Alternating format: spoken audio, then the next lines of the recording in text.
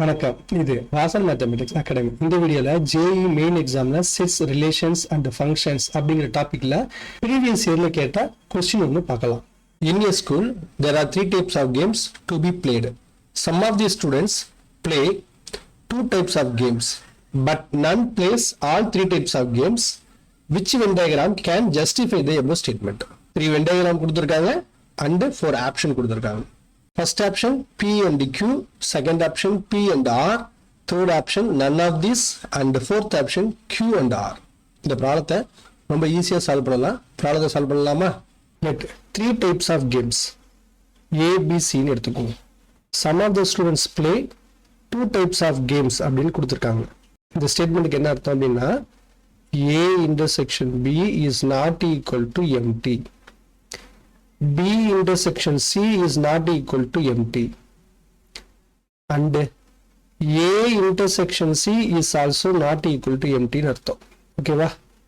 அடுத்து என்ன கொடுத்துருக்காங்க? But none plays all the 3 games அப்படின்னு கொடுத்துருக்காங்க. இதுக்கு என்ன அர்த்தம் அப்படின்னா A intersection B intersection C is equal to empty அப்படின்னு அர்த்தம். அதாவது யாருமே 3 கேமே விளையாடல அப்படின்னு கொடுத்துருக்காங்க. சரி, இப்ப கொடுத்துருக்கிற டயக்ராம நம்ம அனலைஸ் பண்ணுவோம். ஃபர்ஸ்ட் டயக்ராம் எடுத்து அனலைஸ் பண்ணி பார்ப்போம். இந்த ஷேடோடு ரீஜன் பாருங்க, 3 செட்லயுமே காமன் ரீஜனா இருக்கு.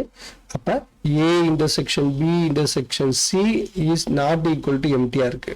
சிமிலர்லி செகண்ட் டயக்ராம் எடுத்து பாருங்க, ஷேடோடு ரீஜன் 3 செட்லயுமே காமன் ரீஜனா இருக்கு. அதாவது A intersection B intersection C is not equal to empty.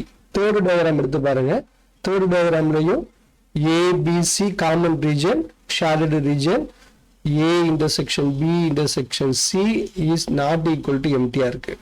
நமக்கு என்ன இருந்திருக்கணும்?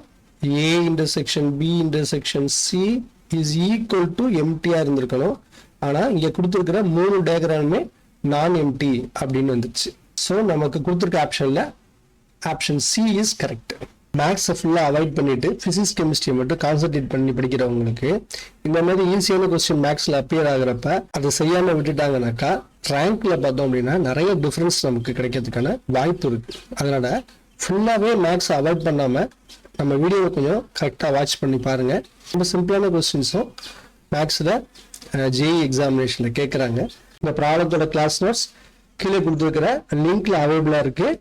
டிஸ்கிரிப்ஷன்ல இந்த லிங்க் கொடுத்துருக்கேன். இதுல ஆக்டிவிட்டி ப்ராப்ளம் இருக்கு. ஆக்டிவிட்டி ப்ராப்ளத்தை சால்வ் பண்ணிட்டு கமெண்ட் பாக்ஸ்ல ஆன்சரை ஷேர் பண்ணுங்க. தேங்க்யூ ஃபார் வாட்சிங்.